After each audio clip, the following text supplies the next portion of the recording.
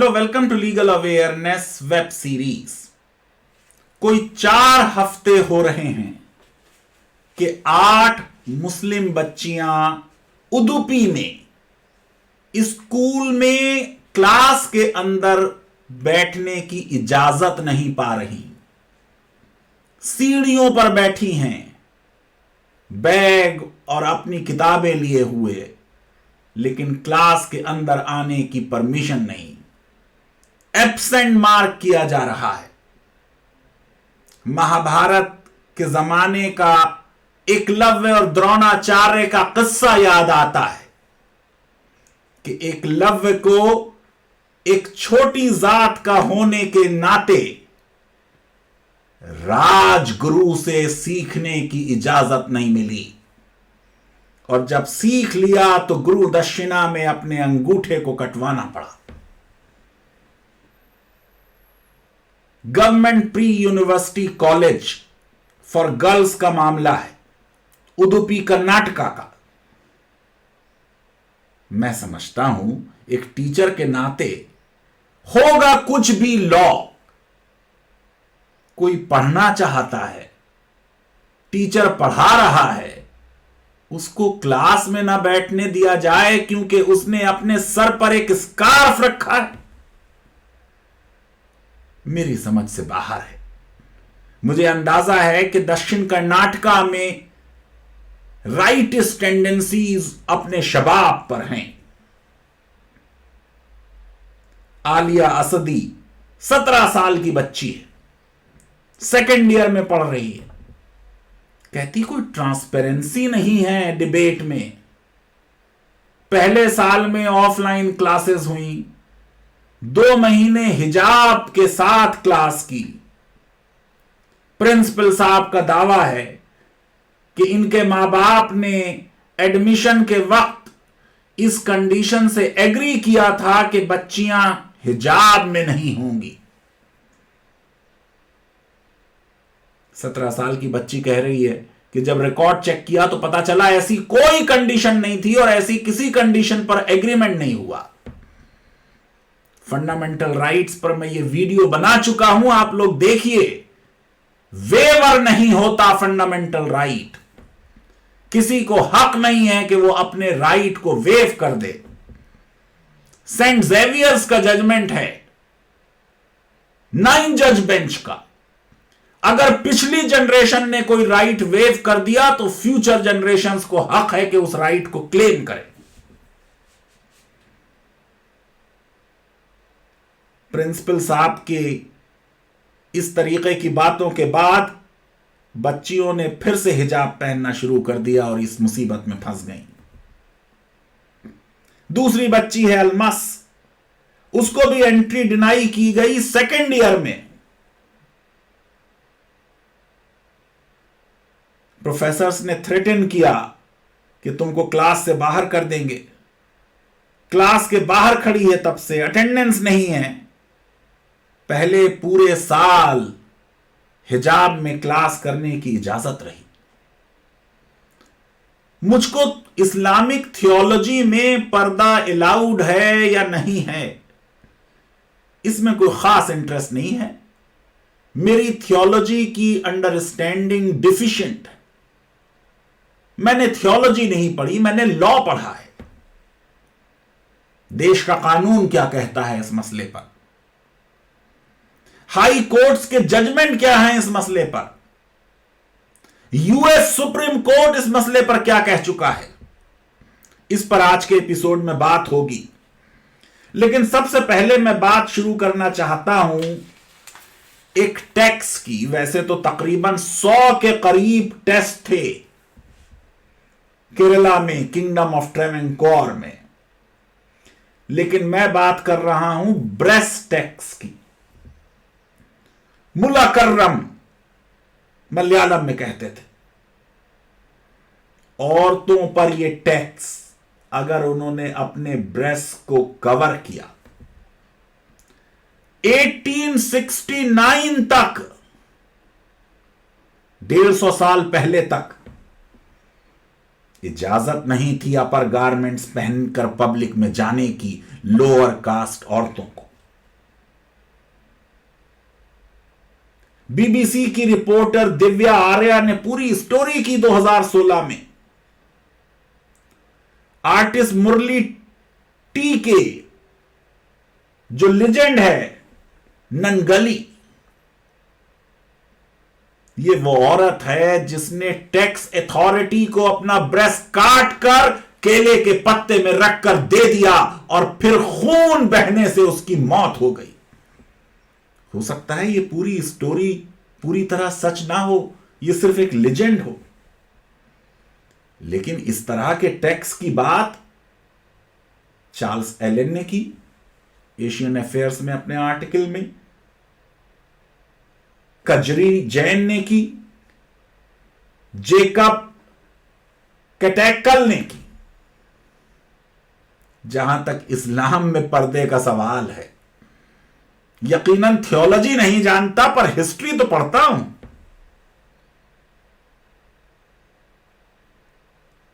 इस्लाम से पहले ही पर्दे का सिस्टम था। हेलेनिस्टिक बाइजेंटाइन एरिया में वेलिंग थी, पर्शिया में थी, एंशियंट मेसोपोटामिया में थी। बड़े खानदान की, ऊंची जात की औरतें जो थी वो पर्दा करती थी ताकि उनसे फर्क किया जाए जो अनचेस्ट और लोअर कास्ट और लोअर स्ट्रेटा की औरतें हैं। वहां भी लोअर स्ट्रेटा की औरतों को अपने ऊपर के हिस्से को कवर करने की इजाजत नहीं थी। देश के कई हिस्सों में मैंने खुद देखा है, आज 21वीं सदी में अक्सर ऐसे औरतें होती हैं जो अपने ऊपर के हिस्से को कवर नहीं करती। यकीनन उन्हें आज कोई फोर्स नहीं कर रहा, कोई ब्रेस्ट टैक्स नहीं ले रहा, लेकिन एक ट्रेडिशन चली आई। हमारे अपने देश में घूंघट की प्रथा आज तक है। कोई दुल्हन आती है तो वो ना सिर्फ अपने ससुर से और ददिया ससुर से, बल्कि अपनी सास से भी बड़ा सा घूंघट निकाल कर पर्दा करती। जुडाइज्म और क्रिश्चियनिटी में सेक्लूजन और वेलिंग आ गई। अरबों में भी यह सिस्टम था कि नीचे तबके के लोगों की औरतों को ऊपर के हिस्से को कवर करने की इजाजत नहीं थी। जो कुरानिक वर्सेस आ रही हैं वो इस हिस्टोरिकल कॉन्टेक्स्ट में आ रही हैं, लेकिन उनकी बात बाद में करेंगे। मेरे लिए कॉन्स्टिट्यूशन के स्टूडेंट होने की हैसियत से क्वेश्चन चॉइस का है। 377 का जजमेंट आया और सुप्रीम कोर्ट ने साफ तौर से कह दिया कि मेजॉरिटी को माइनॉरिटी पर अपनी थोपने की इजाजत नहीं। अगर कोई गे है, लेस्बियन है, ये उसकी चॉइस है। सेक्सुअल माइनॉरिटीज पर हम अपनी मॉरलिटी और अपनी अंडरस्टैंडिंग नहीं थोप सकते। 2018 में डेनमार्क में फुल फेस वेलिंग पर बैन लगा, कोपेनहेगन में फैशन वीक हुआ और रैंप पर मॉडल्स वेल में आ गए। 2016 में न्यूयॉर्क फैशन वीक हुआ, ऑल हिजाब फैशन वीक, उसका प्रीमियर। नाइकी ने हिजाब स्पोर्ट शूज निकाले मुस्लिम फेथ को मानने वाली औरतों के लिए। आज मॉडर्न जमाने में रिलीजन क्या कहता है और कस्टम क्या कहती है इंपॉर्टेंट नहीं, देश का सुप्रीम कानून संविधान क्या कहता है उसकी महत्ता है। आइए समझते हैं कि देश का संविधान इस बारे में क्या कह रहा है। यकीनन इस पर सियासत होने लगी। 6 जनवरी को एक मूवमेंट चला, कुछ स्कूलों में सैफरन पहनकर लोग आ गए। एजुकेशन मिनिस्टर ऑफ कर्नाटका ने कहा कि ये एक्शन का रिएक्शन है, ये क्रिया प्रतिक्रिया की तो स्टोरी आपको याद होगी।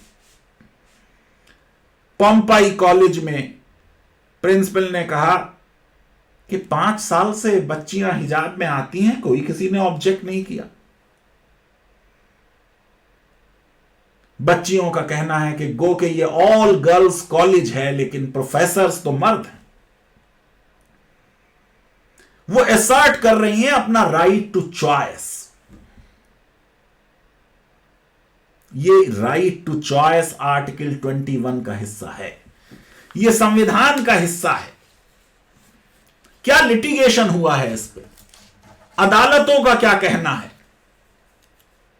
केरला हाई कोर्ट का जजमेंट है 2016 का, Amna Bint Basheer versus central board of secondary education. Pre medical entrance test है 2016 का। बहुत सख्त शरायत लगा दी गई, हाफ स्लीव्स के कपड़े पहने जाएंगे, बड़े बड़े बटन नहीं होने चाहिए, फ्लावर्स नहीं होने चाहिए, स्लीपर्स में आए, जूतों में ना आए। इस ड्रेस कोड से कई नन्स को परेशानी हुई और वो एग्जाम में ना बैठ पाई, क्योंकि उनका भी हेड स्कार्फ होता है। लेकिन आमना बिन्त बशीर ने इसको चैलेंज किया, अपने राइट को असर्ट किया, और जो जजमेंट केरला हाई कोर्ट से आया है वो पढ़ने से ताल्लुक रखता है। केरला हाई कोर्ट ने भारत की डाइवर्सिटी का जिक्र किया। केरला हाई कोर्ट ने पैराग्राफ 19 में लिखा कि पेटिशनर का कंसर्न ड्रेस कोड है, क्योंकि इस ड्रेस कोड के नाते उसको हेड स्कार्फ की इजाजत नहीं, उसको फुल स्लीव्स ड्रेस की इजाजत नहीं, और उसको यह कहना है कि जो उसकी अंडरस्टैंडिंग है इस्लाम की और कुरान की, उसके हिसाब से उससे यह एक्सपेक्ट किया जाता है कि वो अपने आप को मॉडेस्टली और डिसेंटली प्रॉपरली ड्रेस करे। और जज ने पूरा लॉ डिस्कस कर दिया डॉक्ट्रिन ऑफ एसेंशियलिटी का, और डिस्कस करने के बाद जज इस नतीजे पे पहुंचे कि गो के डिफरेंट इंटरप्रिटेशंस हो सकते हैं। कोई उन्हीं वर्सेस से यह कह सकता है कि हिजाब की जरूरत नहीं, और कोई कह सकता है जरूरत है। जो भी उसकी बिलीफ है, उस बिलीफ के हिसाब से उसको प्रोटेक्शन मिलेगा। लेकिन जजमेंट में जो एक बहुत बड़ी चीज कही गई वो ये थी कि अगर ये एक एसेंशियल प्रैक्टिस है, जैसा कि पिटिशनर मानता है या मानती है, तो फिर फ्रीडम ऑफ रिलीजन को आर्टिकल 25 में रेस्ट्रिक्ट करने की शरायत पब्लिक ऑर्डर, हेल्थ और मोरालिटी होगी। आपको मालूम है कि 2016 का जो प्री मेडिकल का एग्जाम था, एंट्रेंस, इसमें ये शर्तें इसलिए लाई गई थी क्योंकि उससे पहले नकल बहुत हो चुकी थी। केरला हाई कोर्ट ने कहा नकल से रोकने के लिए फ्रीडम ऑफ रिलीजन को रेस्ट्रिक्ट करने की इजाजत आर्टिकल 25 नहीं देता। पिछले साल के जजमेंट को कोट किया और कहा कि यह भी एक कंसर्न है इन्विजिलेटर का, सीबीएसई का यह कंसर्न भी जायज है कि इतने प्रेस्टिजियस मेडिकल एग्जाम में अनफेयर मीन्स से कोई एडवांटेज ना ले ले। इसलिए जो कैंडिडेट जिन्हें ऑब्जेक्शन है ड्रेस कोड पर, आधे घंटे पहले पहुंच जाएं। फीमेल इन्विजिलेटर्स को यह हक होगा कि वो उनको पूरी तरह एग्जामिन कर ले, देख लें कोई नए नकल का गैजेट तो पास में नहीं है। अभी आपने देखा कि राजस्थान में कोई खास तरीके का जूता पहनकर कोई आ गया था और उस गैजेट के जरिए नकल की कोशिश थी। मैं समझता हूं कि यह बहुत ही remarkable judgment Kerala high court ने दिया। फिर यह मुद्दा उठा कि रिलीफ जो है वो सिर्फ इस पेटिशनर को, आमना बिन्त बशीर को मिले, या सारे उन पेटिशनर्स को, या सारे उन लोगों को जो अदालत के सामने तो नहीं आए लेकिन उनको भी रिलीजियस ऑब्जेक्शन है इस ड्रेस कोड पर। सीबीएसई ने कहा जनरल रिलीफ नहीं होनी चाहिए। सरकारी वकील ने कहा कि जो अदालत के सामने नहीं उसको रिलीफ नहीं होनी चाहिए। फंडामेंटल राइट में जो अपने राइट को डिमांड करता हुआ कोर्ट के सामने आए सिर्फ उसी को रिलीफ मिलनी चाहिए। यह बात भी नहीं मानी केरला हाई कोर्ट ने और कहा फंडामेंटल राइट में जो हमने लॉ ले डाउन कर दिया वो सबके ऊपर लागू हो गए और सबको रिलीफ मिल गई।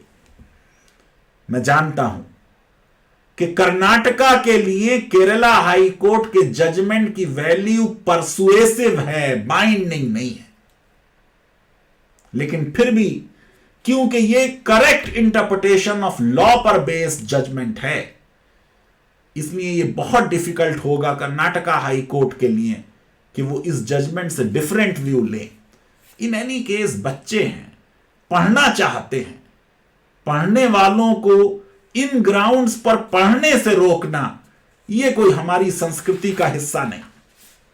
फिर और दूसरा केस लीजिए, यह 2015 का है, Nada Rahim versus central board of secondary education. Union of India भी इसमें पार्टी। 2 फीमेल स्टूडेंट्स हैं, मुसलमान लड़कियां हैं, इनको भी ड्रेस कोड से प्रॉब्लम है, हाफ स्लीव से प्रॉब्लम है। यहां भी कोर्ट ने कहा कि हां भाई नकल का मामला है, वो भी एक कंसिडरेशन है, इनको देख लिया जाए कि कोई गैजेट तो नहीं छुपाए हुए हैं। फीमेल इन्विजिलेटर जो है वो चेक कर ले और उसके बाद इनको इजाजत दे के ये एग्जाम में बैठें। और पैराग्राफ 4 में जो बात केरला हाई कोर्ट ने लिखी उसको समझने की है। However, it cannot be ignored that in our country, with its varied and diverse religions and customs, it cannot be insisted that a particular dress code be followed, failing which a student would be prohibited from sitting for the examination. कितनी बड़ी बात है। और अगर इम्तिहान में नहीं बैठने से रोका नहीं जा सकता तो फिर क्लास करने से भी नहीं रोका जा सकता। और फिर यह भी कोर्ट ने कहा कि इन्विजिलेटर्स को इंश्योर करना है कि रिलीजियस सेंटिमेंट्स हर्ट ना हो, डिसिप्लिन भी रखा जाए और रिलीजियस सेंटिमेंट्स को भी बचाया जाए। यही बात 2016 के जजमेंट में आ चुकी है। हार्मोनियस कंस्ट्रक्शन किया जाए, रेस्ट्रिक्शन भी रह जाए और फंडामेंटल राइट भी प्रोटेक्ट हो जाए। फिर बॉम्बे हाई कोर्ट का भी जजमेंट है 2017 का, Faqeeha Amir Ali Badami versus Sai homeopathic medical college. यहां भी मामला एनओसी का था। कुछ बहस हुई, कॉलेज ने कहा कि दरअसल ये इंसिस्ट कर रही हैं कि हम पूरा बुर्खा पहनेंगे। मिहिर देसाई ने, जो पेटिशनर के वकील था, उसने पेटिशनर से पूछ के कहा नहीं, पूरे बुर्खे की डिमांड नहीं है, बात हो रही है स्कार्फ की, हेड स्कार्फ की। एक फुल लेंथ गॉन होगा, उसके ऊपर एप्रन पहना जाएगा, उसमें फिर बैठकर क्लास की जाएगी। यहां भी कोर्ट ने पॉजिटिव व्यू लिया और कोर्ट ने कहा कि क्योंकि एडमिनिस्ट्रेशन खुद यह कह रहा है कि हमें हेड स्कार्फ में एतराज नहीं और पेटिशनर भी कह रहा है कि मुझको बुर्खे में इंटरेस्ट नहीं, तो हमें कोई ऑर्डर एज सच पास करने की जरूरत नहीं, लेकिन जो दोनों पार्टीज कह रही हैं उससे तो मसला हल हो गया। अब आइए जरा सा उस चीज पे आते हैं, मेरी फील्ड नहीं, लेकिन फिर भी समझने की कोशिश करते कि ये जो वेरिइंग इंटरप्रिटेशन है, इससे क्या होता है। जो मैंने आपको केरला हाई कोर्ट का जजमेंट पढ़ के सुनाया, उसमें भी कुरान और हदीस की वर्सेस को कोट किया गया, उसका इंटरप्रिटेशन लिया गया। आइए समझने की कोशिश करते हैं।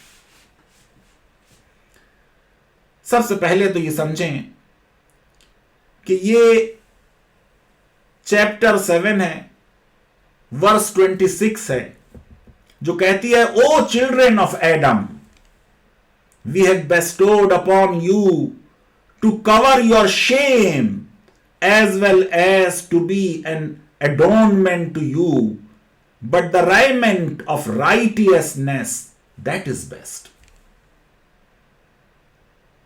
पूरी इंसानियत को कहा जा रहा है, ओ चिल्ड्रन ऑफ एडम,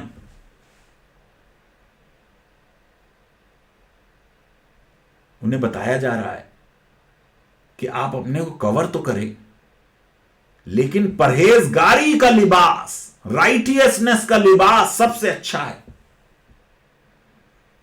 ए बनी आदम, हमने तुम्हारे ऊपर पोशाक उतारी है कि तुम्हारा सतर ढके और तुम्हारे बदन को जीनत दें, और जो परहेजगारी का लिबास है वो सबसे अच्छा है। राइटियसनेस सबसे अच्छा लिबास। नेकेडनेस ऑफ सिन को कवर किया जाए, वर्चुअस बने। फिर इसी में चैप्टर 7 की वर्स 31 में कहा, O children of Adam, wear your beautiful apparel at every time and place of prayer. यहां पे जो कपड़ों की बात हो रही है वो सिर्फ कपड़े नहीं है। जब आप प्रेयर करने जा रहे हैं, नमाज पढ़ने जा रहे हैं, अपने गॉड के सामने जा रहे हैं, तो दुनिया में किसी के सामने जाते हैं तो बाल भी अच्छे काटते हैं, जूते भी अच्छे पहनते हैं, चेहरा भी साफ रखते हैं।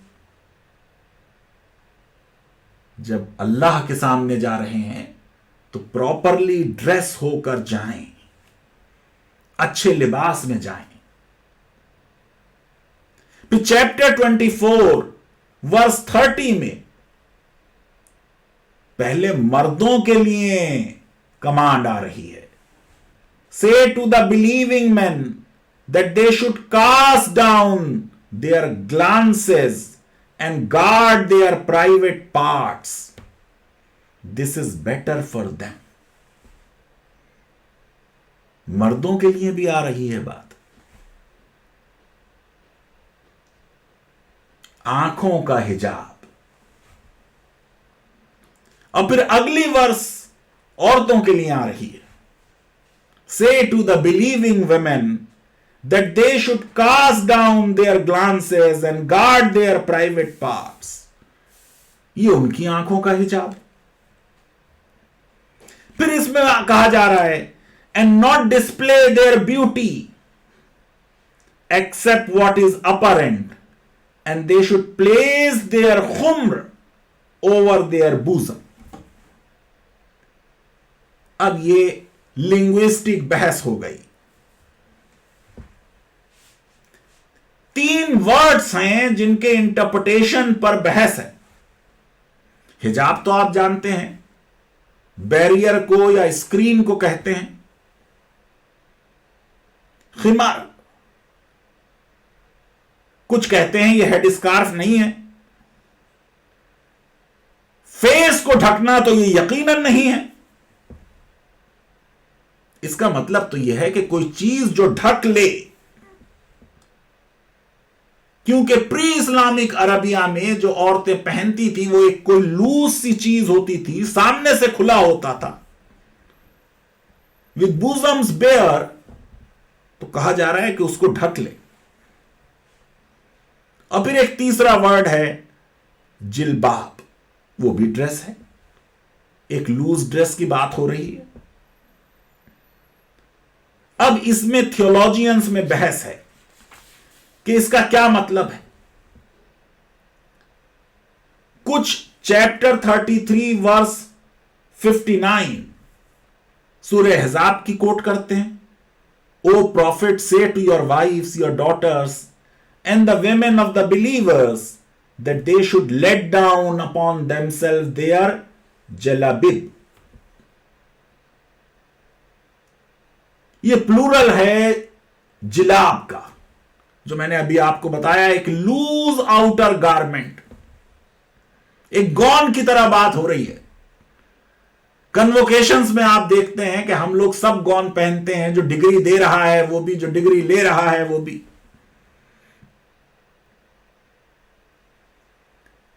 मैं थियोलॉजी में नहीं जाना चाहता, लेकिन यह बात समझने की है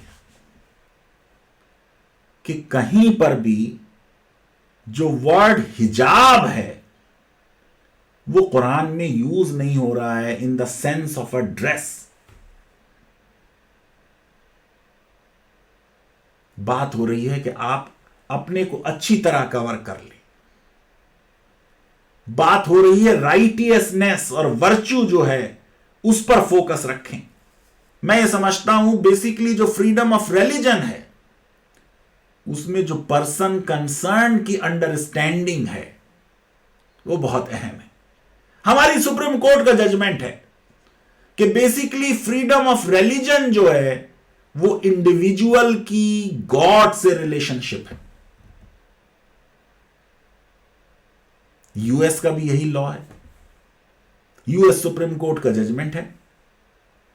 किसी को किसी कंपनी में नौकरी नहीं दी गई हिजाब के बिना पर। यूएस की सुप्रीम कोर्ट ने इसको डिस्क्रिमिनेशन माना। केरला हाई कोर्ट के जजमेंट, बॉम्बे हाई कोर्ट के judgement, freedom of choice essence है फंडामेंटल राइट की। प्रीएम्बल में भी कहा जा रहा है बिलीव, फेथ एंड वर्शिप की चॉइस। अगर किसी की यह बिलीफ है कि वो अपने सर को हेड स्कार्फ से ढकना चाहती है, संविधान ने उसको ये राइट दिया है कि ढक ले। सिखों के लिए तो टर्बन्स हमने संविधान में उसकी इजाजत दे दी। अगर कोई ब्राह्मण जनेऊ पहनना चाहता है तो किसी स्कूल को यह राइट नहीं कि वो कहे कि स्कूल में कोई जनेऊ पहनकर नहीं आएगा। मैं समझता हूं कि अगर हम बच्चों को पढ़ने नहीं देंगे, और यह फ्रांस में हो चुका है, जो यह शर्त लगाई गई सख्त, उसकी वजह से मुसलमान बच्चियों की स्कूलिंग पूरी नहीं हो पा रही। एजुकेशन का गैप डबल हो गया, दुगना हो गया। हमारा तो नारा है बेटी बचाओ, बेटी पढ़ाओ। बेटी को तब भी पढ़ाओ जब उसने अपने सर को ढक रखा है। लीगल अवेयरनेस वेब सीरीज अगर आपको पसंद आती है तो मेरी रिक्वेस्ट है कि हमारे इस वीडियो को वाइडली शेयर करें और हमारे चैनल को सब्सक्राइब करें और बेल आइकन और लाइक जरूर क्लिक करें और किसी को पढ़ने से ना रोकें। बहुत बहुत धन्यवाद, शुक्रिया, थैंक यू वेरी मच।